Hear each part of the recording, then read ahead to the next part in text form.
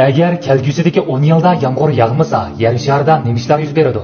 Yomg'ir yog'magan birinchi yil nurg'un o'simliklar qisqa vaqt ichida kayni-kaynidan yo'qolib ketadi.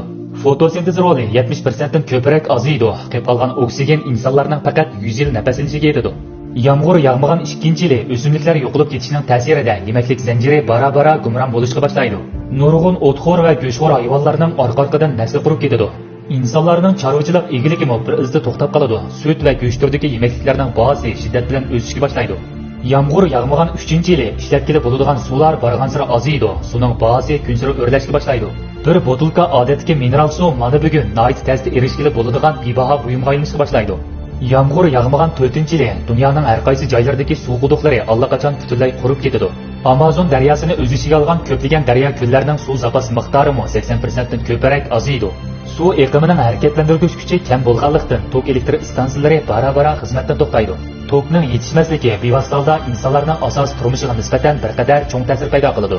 Yomg'ir yog'magan 5-yili insonlar oxiri ahvolning ig'irligini his qilib yetadi. Ko'p davlat olimlari hamkorlashib keyingi qadamdagi tadbirlarni birlikda muzokara qiladi. Shamol energiyasi va quyosh energiyasidan tok ishlab chiqarish qatorliq yangi tipdagi tok tarqatish usullari barg'ancha umumlashib, jamiyatning normal aylanishiga kafolatlik qilinadi. Muhim ko'ktatlar teriladigan etizlarda qutqizish xarakterlik so'rish elib berilib, yetarlik yemekliklarning hayotlikni qamdashiga kafolatlik qilinadi. Yomg'ir yog'magan 6-yili 99% o'simliklar allaqachon yo'qolib ketganlikdan fotosintez rolimi asosan to'xtab qoladi. Karbon 4 oksid quyuqligining uzluksiz eshishi ergishib, yer shari temperaturasi kun sari o'rlaydi. Janubiy va shimoliy qutblardagi muzliqlar erishga boshlab, dengiz yuz tekshirligi keng ko'lamda o'rlaydi hamda dengiz bo'yidagi quruqliklarni yutib oladi. Bu vaqtdagi yer sharining muhiti asta-asta nacharlashishga boshlaydi. Kelgusida davomli mavjud bo'lish uchun nurg'un davlatlar yer ostilarida panohlanish o'rinlarini qurib, tasodifiy ehtiyojga tayyorlik qilib qo'ydi. Yomg'ir yog'magan 7-yili yer sharida qolib qolgan tatliq suvmi allaqachon qo'rab tugaydi. İnsanlar destillash va elektr dializ qatorliq usullardan foydalanib, dengiz suyidan tatliq suv ayirishga boshlaydi. Lekin quyoshning yo'ritishining ta'sirida dengiz suyimi bara-bara parg'aylanadi. Yomg'ir yog'magan 8-yili temperaturaning uzluksiz o'rlishi sababidan, yana kelib havoning odatdan tashqari qurg'oqlishi sababidan yer sharining har qaysi joylarida insonlar tarixidagi eng cho'ng ko'lamli o'tofat yuz beradi. Quyuq issiqlik kun nurini to'sib oladi, lekin bu vaqtda o'tlarni o'chirishga allaqachon yetarli suv manbalari qolmaydi. Yomg'ir yog'magan 9-yili dal-daraxtlarning to'sishi kam bo'lganlikdan osmonni qoplagan qum bo'ronlarni hamma yerda ko'rgili bo'ladi. Ilgari gullangan shaharlarning o'z vaqtidagi qiyofatidan asarmi qolmaydi.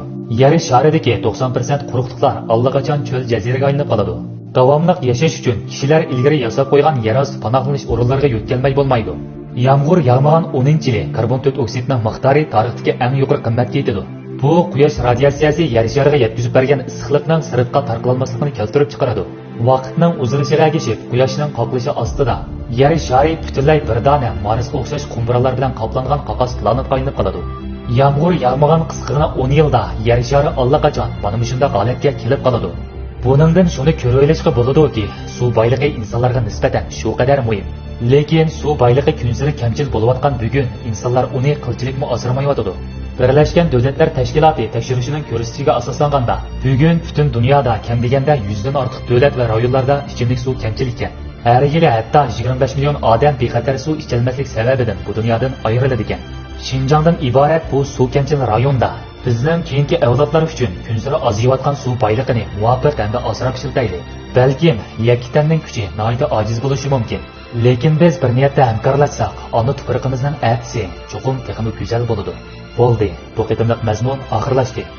Mazmunlarni yoqtirgan bo'lsangiz, atrofingizdagilarga bahrlab qo'yishni unutmang.